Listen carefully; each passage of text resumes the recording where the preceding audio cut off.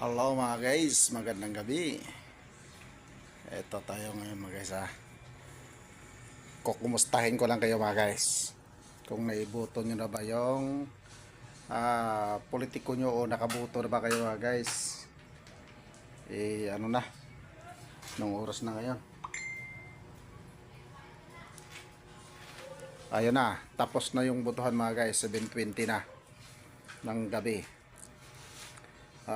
Bukas malalaman natin kung sino-sino yung mga nananalo mga guys.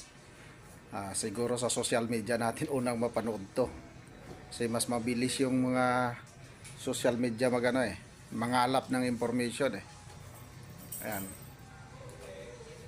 lalo mga nagla-live yan mga guys. Congrats sa advance sa mga mananalong politiko mga guys.